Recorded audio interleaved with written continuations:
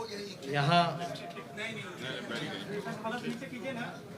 इस press conference में हमारे साथ Congress party, CPI, CPM, Bhakpa Male, Congress party और आरजेडी के सभी यहाँ नेता और प्रिंट इलेक्ट्रॉनिक मीडिया के हमारे जितने साथी हैं, सभी लोगों का स्वागत है। सबसे पहले मैं बड़ा विनम्रता से हाथ जोड़ करके नतमस्तक हो करके बिहार की जनता को धन्यवाद देना चाहूँगा। और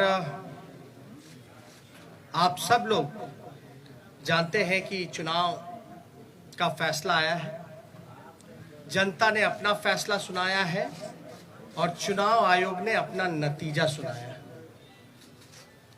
जनता का फैसला महागठबंधन के पक्ष में है, चुनाव आयोग का नतीजा एनडीए के पक्ष में। आप सब लोग ये समझ सकते हैं कि जनता का जो जनादेश है और जो नतीजा इलेक्शन कमीशन का है, नतीजे और फैसले का बड़ा अंतर है। फैसला हमारे पक्ष में और नतीजा उनके पक्ष में। ये कोई बिहार में पहली ऐसी कोई घटना नहीं है। 2015 में महागठबंधन जब बना था तो वोट जो है, जनादेश जो है, वो महागठबंधन के पक्ष में था, लेकिन चोर दरवाजे से बीजेपी सरकार में आई, जो कि बीजेपी के जनता का जो आदेश था कि बीजेपी को विपक्ष में रहना। लेकिन बिहार के मुख्यमंत्री लालच में, लोभ में या डर के कारण, या आप कह सकते हैं बीजेपी ने हाईजैक कर लिया। बीजेपी की सरकार रही, कहा जाता है डबल इंजन की सरकार, लेकिन पूरे चुनाव में हम लोगों ने जो सही मुद्दा था, जो जनता का मुद्दा था, चाहे सरकारी नौकरी रोजगार के सवाल पे, गरीबी, भूखमरी, पलायन, मजदूर, किसान, शिक्षा, चिकित्सा, या आप कह सकते हैं नियोजित शिक्षकों की जो समान काम समान वेतन या स्वयं सहायता समूह के मानदेय की बात रही हो, नौकरी की बात रही हो, उसको लेकर के हम लोग बड़े सकारात्मक रूप से हम लोगों ने मुद्दा बनाया। और मुझे खुशी है कि जनता ने हम लोगों का साथ दिया और उस मुद्दे पे चर्चा हुई। और मैं अभी भी कहना चाहता हूं कि देश का, बिहार का ही नहीं बल्कि देश का युवा, मजदूर, किसान, स्वयं सहायता समूह, जीविका दीदी हो, आंगनबाड़ी हो, आशा वर्कर हो, विकास मित्र हो, नियोजित शिक्षक हो, जो हमारे श्रमवीर रहे हो, आज सब लोगों में आक्रोश है। आक्रोश इस बात का, धन बल छल, धन बल छल। एक तरफ देश के प्रधानमंत्री, बहुत ही शक्तिशाली प्रधानमंत्री, और एक बिहार के मुख्यमंत्री, तमाम पूंजीपति एक तरफ रहे, जोड़ भाग गुना सब कुछ करने के बावजूद भी इस 31 साल के नौजवान को रोकने में नाकाम रहे। तब जाकर के जो बीजेपी का जो प्रकोष्ठ है, आप प्रकोष्ठ भली भांति समझ सकते हैं कि बीजेपी का प्रकोष्ठ कौन है। बीजेपी के प्रकोष्ठ ने जोड़ भाग गुना सब कुछ किया, फिर भी राष्ट्रीय जनता दल को सिंगल लार्जेस्ट पार्टी होने से रोक नहीं पाई। और महागठबंधन के सभी साथियों एकजुट होकर के हम लोगों ने मुद्दे की चुनाव पर हम लोग चुनाव लड़ने का काम किया। और आप जानते हैं कि ये मुद्दा, कुछ लोगों ने असमर्थता जताई कि नौकरी नहीं दी जा सकती, जो कि डबल इंजन का चेहरा है। जो लोग बड़े बड़े दावे करते थे कि चेहरे का कमाल है कि राष्ट्रीय जनता दल को हमने कहां से कहां पहुंचा दिया। आज देखिए उनका चेहरा तीसरी नंबर पे चले गए, तीसरी नंबर पर। नीतीश कुमार जी, साफ तौर पे ये समझ लें, भाजपा के लोग साफ तौर पे ये समझ लें, ये जो जनादेश है ये बदलाव का जनादेश है। अगर थोड़ी सी भी अंतरात्मा नैतिकता नीतीश कुमार जी में बची होगी तो ये जो कुर्सी पर बैठने का जो शौक है, जोर तोड़ भाग गुना करके जो बैठने का शौक है, कहीं ना कहीं से उनको जनता के इस फैसले का सम्मान करते हुए कुर्सी से हट जाना चाहिए। और कुछ लोग भले ही कुर्सी पर बैठे, लेकिन महागठबंधन और हम लोग जनता के दिलों में बैठे हुए हैं। जनता, बिहार की जनता हम लोगों के साथ है। और बड़ा आश्चर्य की बात है, अभी तो हम लोग धन्यवाद यात्रा भी निकालेंगे, क्योंकि हमारा स्पष्ट मानना है कि हम जीते हैं, हम हारे नहीं हैं, हम जीते हैं। पहली बार देश के किसी विपक्ष ने एक एजेंडा सेट किया और ये जो नतीजा आया है ये हमारे पक्ष में फैसला है और नतीजा जो उनके पक्ष में। लेकिन क्या ये सवाल खड़ा होता है कि देश के खासतौर पे बेरोजगारी, जहां बिहार में 46.6% है, जहां मुख्यमंत्री असमर्थता जताते हैं कि नौकरी नहीं दे सकते, तो क्या बिहार का जनता रोजगार नहीं चाहता? बिहार का जनता सरकारी नौकरी नहीं चाहता? ये सवाल खड़ा करता है। और हम लोग तो धन्यवाद यात्रा में भी जल्दी ही जाएंगे, लेकिन सरकार में अगर जो लोग छल कपट धन बल के कारण जो लोग बैठ रहे हैं, उनसे हम कहना चाहते हैं कि 4 दिन की ही चांदनी है, लेकिन अगर 19 लाख रोजगार, समान काम वेतन नियोजित शिक्षकों को, स्वयं सहायता समूह को अगर मानदेय, शिक्षा चिकित्सा अगर नहीं सुधरी जनवरी तक के महीने पर, तो हम महागठबंधन के लोग बड़ा आंदोलन करने का काम करेंगे। दूसरा पहलू, कुछ लोग बड़ा कहेंगे कि हार गए तो लोग रो रहे। नहीं, हम लोग रोने वाले लोग नहीं हैं, हम लोग संघर्ष करने वाले लोग हैं, जनता के बीच रहने वाले लोग हैं, सबको साथ लेकर के चलते हैं। जहां भी रहेंगे जनता की आवाज को बुलंदी से उठाते रहेंगे। लेकिन आप सब लोग देखिएगा कि आखिर कहां जोर तोड़ भाग गुना हुई। तो कुछ सवाल है, हम आपको counting of postal ballot papers की प्रक्रिया बता दें। काउंटिंग पोस्टल बैलेट में एक दिन पहले ही राष्ट्रीय जनता दल के पेज से एक वीडियो जो है एक जारी किया गया था, ठीक चुनाव से पहले। उस वीडियो में साफ तौर पे दिखाया था कि रात के अंधेरे में आरा में रात के अंधेरे में एक गाड़ी निकली, उस गाड़ी में पोस्टल बैलेट के बक्से निकले। चुनाव आयोग बताए कि रात में कोई भी ट्रांसपोर्टेशन, चुनाव के वोट बक्से कोई इधर से उधर ले जाया जा सकता, नहीं ले जाया। और अगर आप इन्हीं के लॉस की बात करें इलेक्शन कमीशन का कि क्या प्रोसीजर होना चाहिए, counting of postal ballets paper 15.15.4 इनका पॉइंट है, उन्हीं का इलेक्शन कमीशन का। As per the requirement of Rule 54A of CE Rules 1961, the postal ballot shall be taken up for counting first at the returning officer's table. मतलब postal ballot की गिनती जो है उसकी प्रक्रिया पहले होनी चाहिए। साफ तौर पे इसमें लिखा है। और under the law rule 54A of the conduct of the election rules 1961, the postal ballot papers are to be counted first. It is clarified further that it is not necessary to wait for the counting of postal ballots to be completed before counting of votes recorded in EVM starts. मतलब आपको जरूरी नहीं आप इंतजार कर सके, आपको प्रक्रिया जो है समांतरण शुरू कर देनी चाहिए। वोटों की, पोस्टल बैलेट की वोटों की गिनती पहले ही शुरू कर देनी चाहिए।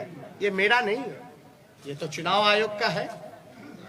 After a gap of 30 minutes from the commencement of counting of postal ballot papers, the counting votes of EVM can start. 30 minute के बाद आप ईवीएम की जो प्रक्रिया है वो चालू कर सकते हैं। Counting of postal ballot papers shall be done at returning officers table. All postal ballot papers received by returning officer should be brought before him, her. Only such postal ballot papers are received before the hour fixed for commencement of the counting shall be counted. तो इसमें साफ तौर पे ये जिक्र किया गया है कि प्रक्रिया जो है पोस्टल बैलेट की पहले होनी चाहिए। और जरूरी नहीं है कि आप जो है पहले ईवीएम के ही करिए, आप पोस्टल बैलेट पहले काउंट कीजिए, उसके 30 मिनट बाद आप ईवीएम की गिनती चालू कर सकते हैं। एक और है 15 पॉइंट, पेज नंबर 260 में जाके देखिएगा। In case the victory margin is less than total numbers of postal ballot received, then there should be a mandatory reverification of all postal ballots in the presence of observer and the RO. All the postal ballots rejected as invalid as well. Postal votes counted in favor of each and every candidate shall once again be verified and tallied. The observer and the RO shall record the finding of re-verification and satisfy themselves before finalizing the result. The entire proceeding should be videographed without compromising the secrecy of ballot, and the video cassettes CD should be sealed in a separate envelope for future reference.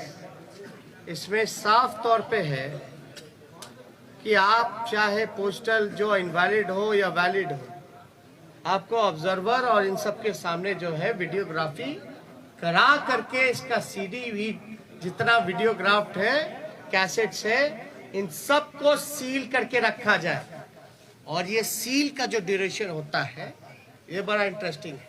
चुनाव नतीजे के 40 दिन तक election commission को ये अनुमति है कि वो पोस्टल बैलेट्स को जो है सील रख सकते हैं। आप शिकायत जो होगा आपको सेटिस्फाई करना है। You have to satisfy all the candidates whether if they have doubts, because ये इलेक्शन कमीशन की ड्यूटी है। अब एक और इंटरेस्टिंग डेटा आप लोगों को हम बताना चाहेंगे। एनडीए को जो कुल वोट मिला 1,57,728। मैं दोहरा दूं, एनडीए का जो कुल वोट है 1,57,728, जिसका प्रतिशत निकल के आता है ऑल ओवर चुनाव का 37.3। महागठबंधन को वोट जो मिले 1,56,88,458, 1,58,88,458 जो कुल प्रतिशत महागठबंधन का निकल के आता है वो 37.2। हमें मिले 37.2 और एनडीए को मिले 37.3, यानी 1 पॉइंट का अंतर है। 0.1 का अंतर है, जो कि अगर वोट में अगर कन्वर्ट करें तो ये 12,270 वोट का अंतर, यानी एनडीए और महागठबंधन का कुल वोटों का अंतर 12,270 का है। अब 12,000 में वो उनको 15 सीट लीडिंग पे है, आगे है। ये आश्चर्य की बात है कि 12,000 में वो 15 सीटें जीत गए। और याद कीजिएगा, अद्भुत आंकड़ा हम आपको और भी देंगे कि पोस्टल बैलेट्स वोट कौन देता है? जो सर्विस में है, ज्यादातर शिक्षक लोग हैं जो कि एजुकेटेड हैं, वो लोग हैं जो जागरूक लोग हैं, जो जानते हैं कि वो पोस्टल से भी मतदान कर सकते हैं। और कई लोग ऐसे होंगे जो कई बार पोस्टल से मतदान किया गया होगा, एनवलप में करते हैं, बैलेट पे करते हैं। यानी जो जागरूक व्यक्ति है वही ये काम कर सकता है। आप एक पोस्टल को आप रिजेक्ट कर देते हैं, एक रिजेक्ट समझ में आता है, 10 रिजेक्ट समझ में आता है, 50 रिजेक्ट समझ में आता है। आप 900 पोस्टल वोट रद्द कर रहे हैं, 700 पोस्टल वोट रद्द कर रहे हैं, 500 पोस्टल वोट रद्द कर रहे हैं। और रद्द हो रही है तो ये चुनाव के उम्मीदवार का जिम्मेवारी तो नहीं है। रद्द किस वजह से किया गया और इतनी बड़ी संख्या में रद्द क्यों हुआ? जब हमारे कैंडिडेट्स ने जब मांगा रिटर्न में आरओ से कि लिखित में दीजिए कि आपने रद्द क्यों किया, आरओ की जिम्मेदारी है कि वो कैंडिडेट्स को सेटिस्फाई करे, जो कि हमने आपको गाइडलाइन में बताया। और किससे पूछ करके इलेक्शन कमीशन ने गिनती जो है लास्ट में पोस्टल का किया और रद्द करने का काम किया? पहले क्यों नहीं काउंटिंग कराई गई? किसके दबाव में? अगर जहां भी पोस्टल अगर बाद में काउंट हुए हैं तो हमारी मांग है, क्योंकि 40 दिन तक सील्ड रहता है, रिकॉर्डेड होने चाहिए, वीडियोग्राफी लाइए, वैलिड इनवैलिड बैलेट पेपर्स को सामने रखिए और रिकाउंटिंग कराया जाए। ये हमारे महागठबंधन लोगों की मांग है, उस पर रिकाउंटिंग कराया जाए। हमारी जो हार हुई 17 वोट से, 12 वोट से, 50 वोट से, 70 वोट से, 100 वोट से, 150 वोट से, लगभग 20 सीटों को हराया गया। ये कौन जवाब देगा? ये लोग बोलते रहे रोए रोए, लेकिन मेरा सवाल जायज है। चुनौती देता हूं बिहार के मुख्यमंत्री को, जो चोर दरवाजे से सत्ता हथियाना चाहते हैं, सत्ताधारियों को, कि पोस्टिंग पोल, एक सवाल का जवाब दे कि पोस्टिंग जो हुआ है बैलेट का, पोल जो हुआ है वो पहले होना चाहिए या बाद में होना चाहिए? वही लोग बताएं। मेरा सवाल, अब बाद में हुआ तो किसकी गलती है? बस इतना सा मामूली सा सिंपल आंसर हम जानना चाहते हैं कि आप जो गाइडलाइंस है चुनाव आयोग का, साफ तौर पे इस पे लिखा हुआ है, इस पे साफ तौर पे लिखा है 15.15.4 counting of postal ballot papers, इस पे साफ तौर पे लिखा है। बताएं अगर काउंटिंग कराने में क्यों नहीं करा रहे भाई? हम लोगों के कैंडिडेट डिमांड करते रह गए, लेकिन हमारी बात को सुना नहीं गया, हमारे उम्मीदवारों को सुना नहीं गया। लास्ट में कई जगह तो ऐसा हुआ, राघोपुर का ही हम बता दें, राघोपुर का हम अपना बता दें, 3 बजे तक प्रक्रिया पूरी कर ली गई, रात के 11 बजे सर्टिफिकेट मिल रहा, 11 बजे। मेरा तो 37,000 का डिफरेंस था, लेकिन जहां कम मार्जिन, जहां हम जीत रहे थे, वहां पोस्टल बैलेट 900 संख्या में, तो आप कराते क्यों भैया? जब रद्द ही करना है तो पोस्टल पे काउंट ही मत कर, वोट ही मत कराइए। अगर पोस्टल का अगर कोई वैल्यू नहीं है, रद्द ही करना है, तो आप वोट क्यों कराते हैं? काउंटिंग प्रक्रिया में क्यों जोड़ते हैं? या तो रिकाउंटिंग कराइए, आपके पास तो पूरा दस्तावेज, सब दूध का दूध, पानी का पानी हो जाएगा, पता चल जाएगा कौन किसके दबाव में काम कर रहा है, किसके इशारे पे काम कर रहा है। तो ये कई जगह तो सर्टिफिकेट दे करके छीनने का प्रयास किया गया। अब आप बताइए, हम सबूत कहां से लाए? ना मोबाइल ले जाने दिया जाता है, मोबाइल ले जाने दिया जाता तो सब पता चल जाता, ना किसी को प्रवेश किया करने दिया जाता है। हमको तो छोड़ दी, मीडिया के लोगों को भी प्रवेश नहीं करने दिया जाता है, और लोग कह रहे हैं कि सबूत ला। कहां से लाए सबूत? सबूत तो वहीं से आएगा ना जब आप इसकी रिकॉर्डिंग निकालिएगा, सीसीटीवी की, वीडियोग्राफी की। बैलेट इनवैलिड जो क्यों निकाल के दिखाओ ना जनता को। क्या जिनका रद्द किया गया वोट, क्या तो आप वोटर मानते ही नहीं है? अगर रद्द हुआ तो क्या प्रक्रिया है कि वो फिर से पुनः मतदान करे? चुनाव आयोग के लिए तो एक एक वोट का महत्व है ना। लोकतंत्र में आप 900 वोट पोस्टल बैलेट का रद्द कर दीजिएगा एक कॉन्स्टिट्यूएंसी में, और वो भी एजुकेटेड जागरूक वोटर्स का, जो सर्विस में है, उनके वोट के मान नहीं होगा, तो भाई सवाल तो बनता है। क्योंकि ये लोकतंत्र बचाने की लड़ाई है, और लोकतंत्र कैसे बचे? और एक वोट से हार भी होती है, जीत भी होती है। लेकिन आप देख रहे होंगे ना, चेहरे का चमक कहां चला गया? तीसरे नंबर पर। अब तक सामने नहीं आए, फिर क्वारंटाइन हो गया, फिर क्वारंटाइन हो गया। अरे भैया, अंतरात्मा जगाइए। नैतिकता, सिद्धांत, नीति, विचार सब धूमिल आपने कर लिया। अब आपने तो खुद कहा संन्यास लेने की बात। संन्यास लेने का काम कर रहे हैं तो कम से कम आखिरी के क्षण दिनों में काली अपने मुंह पे मत पुतवा करके जाइए। काली अपने मुंह पर या जनता का हाय लेकर के अपने राजनीतिक सफर का अंत मत कीजिए नीतीश जी। अंतरात्मा जगाइए। इसलिए हम सब लोगों को लगा कि ये प्रेस कॉन्फ्रेंस करना, और मैं पुनः बिहार को धन्यवाद दूंगा, धन्यवाद यात्रा करूंगा।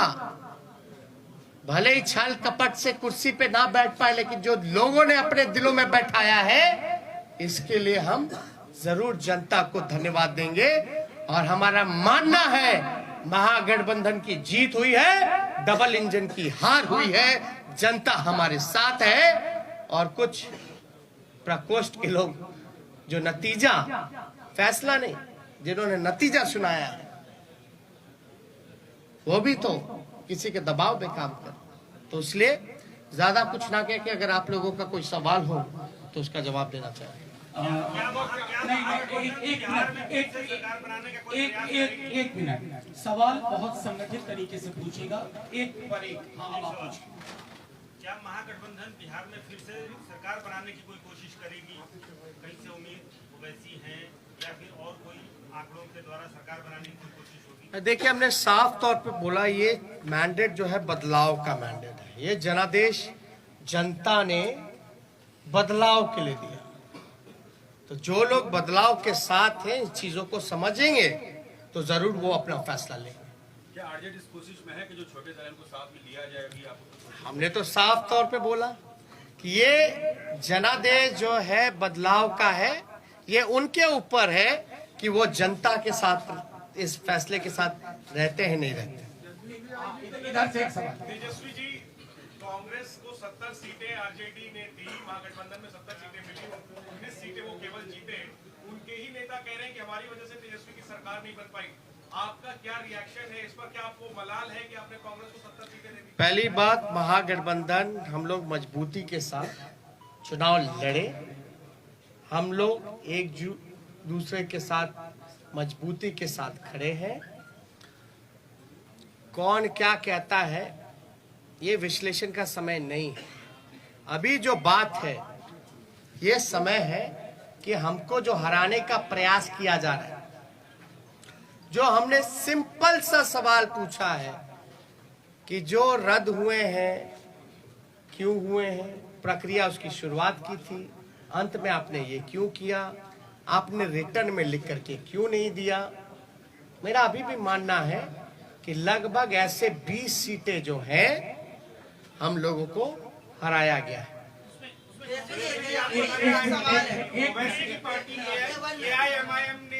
मिनट सुनिए एक मिनट, इनका वह सवाल है, एक साथ पूछे ना।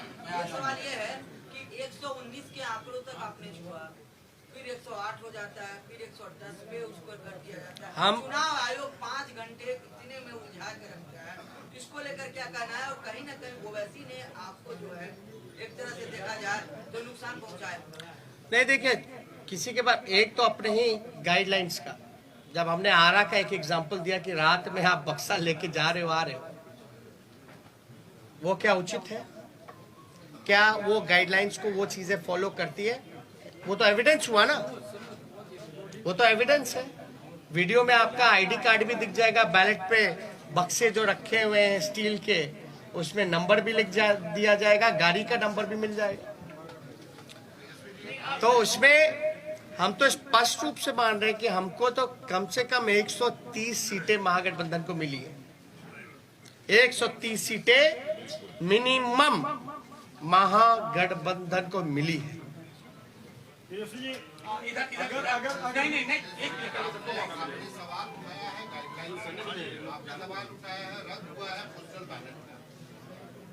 गठबंधन आज की तारीख में जब सरकार नहीं बनी है बिहार में, अभी तक फॉर्मल नहीं हुआ है, गठबंधन इलेक्शन कमीशन को डॉक में लेने के लिए, you are putting the election commission on the dock. I have been asking simple question to release, to satisfy the candidates whatever their queries has. That's it. If they will not satisfy the candidates, then we might go to the court. और sir, आपको लगता है कि Owaisi party AIMIM ने आपको बड़ा नुकसान पहुंचाया है, खासकर अगर सीमांचल की बात करें? और क्या महिला मतदाताओं का रुझान इस बार भी आपके पक्ष में नहीं आया है क्या? ये बहुत ही अच्छा सवाल। हम तो कह रहे हैं हम 130 सीट जीते हुए हैं, हम तो बहुमत में आ गए, हम तो बोल रहे हैं कहां नुकसान पहुंचाया। दूसरी बात, साइलेंट वोटर्स, ये साइलेंट वोटर्स है कि इनविजिबल वोटर्स है? और साइलेंट वोटर क्या बोल रहा है? आप लोगों को कौन बोल दिया कि साइलेंट वोटर ने एनडीए को वोट दिया? हम तो जानना चाहते हैं। तब तो साइलेंट वोटर रहा ही नहीं ना। जब प्रधानमंत्री जी साइलेंट वोटर का जिक्र कर रहे हैं, उनके पर तो लोग बड़ा वोकल होते थे, अब साइलेंट हो गए। और साइलेंट हो गए तो प्रधानमंत्री जी को कान में जाके बोल दिया गया। जब बोल ही दिया तो साइलेंट कहां रह गए? ये साइलेंट वोटर थे ही नहीं, ये साइलेंट वही है जो इनविजिबल वोटर है, जो कि बीजेपी के प्रकोष्ठ है।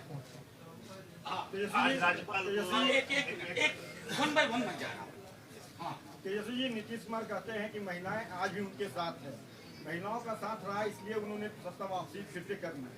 दूसरी बात, आप कह रहे हैं कि हमारे साथ अन्याय हुआ है, तो क्या न्याय पाने के लिए कोर्ट का दरवाजा खटखटाएंगे, सुप्रीम कोर्ट, हाईकोर्ट जाएंगे आप लोग? देखिए, कौन किसके साथ है, कहां किसके साथ है, हा? लेकिन हमारे आंकड़े के हिसाब से जो कैंडिडेट वहां रहे, हम तो 130 पे हैं। हम तो ये कह रहे बिहार की जनता हमारे साथ है। आप क्यों जोड़ गुना भाग करा करके आप सरकार हथियाना चाहते हो? पहली बात, महिलाओं की जहां तक बात आएगी, तो जब सरकारी नौकरी मिलता है तो उसमें महिलाएं नहीं है? आप देखिएगा, महंगाई इतनी बढ़ गई तो क्या महिलाओं के किचन को इफेक्ट नहीं किया? सिलेंडर का दाम क्या है? घर का बिजली बिहार में सबसे महंगा है, क्या वो महिलाओं को असर नहीं करता है? ये महिला को अगर पहले नुकसान होता था अगर शराब का, घर का पैसे का, तो 200 रुपए का, आज नीतीश कुमार जी की वजह से जो ब्लैक मार्केट बन गया है वही 200 रुपए से ज्यादा 500 रुपए का घाटा हो रहा है महिलाओं को। तो कहां से उनके साथ महिलाएं भाई? ये सब केवल एक स्क्रिप्टेड प्रोपेगेंडा चलाया गया है, और जो कि इस इलेक्शन में ये जितने स्क्रिप्टेड प्रोपेगेंडा चलाने की कोशिश की गई, अरे आपने तो देखा इस चुनाव में इतने शक्तिशाली पीएम हो, मुख्यमंत्री हो, अब शब्द भी मेरे को कहा, मेरे परिवार को कहा, फिर भी हम आशीर्वचन के तौर पे हमने चुनाव लड़ा। तो कहां से आपका? देखिए सिंपल, मैं तो सत्ता में बैठे लोगों से भी पूछना चाहता हूं कि आप बताइए प्रोसीजर क्या है पोस्टल का, गिनती की क्या प्रक्रिया है, क्या वो फॉलो हुई है नहीं हुई है? अगर हुई नहीं हुई जो भी छोड़िए अलग बात, या हमारे जो उम्मीदवार रहे अगर वो कोई क्वेरी इलेक्शन कमीशन को उस समय पूछ रहे थे तो उस समय इनकार क्यों किया गया, लिखित तौर पे क्यों नहीं दिया गया? और अब हम सभी उम्मीदवार जो है लिख करके इलेक्शन कमीशन को भेज रहे हैं, और हमको तो सीडी भी चाहिए, वीडियोग्राफी भी देखना है। इससे पहले कि मैं अगला सवाल तेजस्वी जी के लिए लूं, मैं एक चीज और उसमें जोड़ देना चाहता हूं। इस बार सबसे बड़ा पोस्टल बैलेट का आधार था नियोजित शिक्षकों की। बिहार सरकार और उसकी मुखिया को मालूम था कि ये पूरी की पूरी नियोजित शिक्षकों का समुदाय शिफ्ट कर गया है, इसलिए इनवैलिड करने की कोशिश हुई, और वो सब चीजें हम एविडेंस के तौर पर मांगेंगे और इनके जीते हुए लोग हारेंगे। और एक बात, इनवैलिड करने का कारण जो हमको संदेह है ये है कि पोस्टल की जितनी भी काउंटिंग हुई है, एज एन एग्जाम्पल राघोपुर अगर लेते हैं, मेरे क्षेत्र का लीजिएगा, जहां हम 37,000 से चुनाव जीते, जहां हम अच्छे से चुनाव जीते हैं, वहां भी पोस्टल में हम जीते हुए हैं लगभग 3 गुना ज्यादा से। एक एग्जाम्पल अगर रूनी सैदपुर का लीजिएगा, सीतामढ़ी का, तो वहां लगभग जो है 15 से 20,000 वोटों से हारे हैं, 25,000 से हारे हैं। लेकिन वो हारे हुए 15 से 20,000 क्षेत्रों में भी पोस्टल में एक तरफा हम लोग लीडिंग किए। यानी पोस्टल में जो मनोज झा जी ने कहा कि ज्यादातर पढ़े लिखे लोग शिक्षकों का, नियोजित शिक्षकों का रहा है, जिन मुद्दों के साथ हम समान काम समान वेतन दिलाने की जो बात कही थी, हमारे पक्ष में वो वोट मिले जिसको रद्द किया गया। और ध्यान से, आरा वाला भी पोस्टल बैलेट का ही बक्सा था रात का, तो एक जगह का पकड़ाया, लेकिन रात के अंधेरे में क्या क्या खेल हुआ, ये तो आंकड़ा जो है हम लोग डिमांड कर रहे हैं आयोग से। एक आखिरी सवाल। एक मिनट। अरे नहीं ऐसे वो हाथ पहले से राजभवन गए थे और उनसे जब सवाल किया गया कि विपक्ष जो आरोप लगा रहा है उस पर क्या कहना है उनका, उन्होंने कहा कि हमने विपक्ष को कहा है। अरे भैया भाई सुनिए, समझ गए आप एक मिनट गवर्नर चुनाव लड़ रहे थे क्या? नहीं, एक मिनट बात सुनिए। गवर्नर चुनाव लड़ रहे थे क्या? चुनाव कौन लड़ रहा था? कैंडिडेट। इस गाइडलाइन में क्या लिखा है इलेक्शन कमीशन का? किसको सेटिस्फाई करता है, गवर्नर को कि कैंडिडेट को? क्या वो सीडी दिखाए क्या? दे मीडिया को दे दे, अरे मीडिया को दे दे, सब देखे ना। Thank you. आपने चिन्हित किए जिसमें गड़बड़ी की गई है, उसमें आपकी कितनी है और कांग्रेस की कितनी है? वो लिस्ट हम लोग दे देंगे, उसमें कोई वो नहीं है। और अब मैं इस प्रेस कॉन्फ्रेंस की समाप्ति की घोषणा करता हूँ। शुक्रिया। क्या महागठबंधन वीआईपी और हम पार्टी के संपर्क में है? लेट से आया। हमने पहले ही इसका जवाब दे दिया है कि ये जनादेश बदलाव का है और फैसला उनको लेना है कि जनता के फैसले के साथ है कि नहीं। शुक्रिया तमाम साथियों।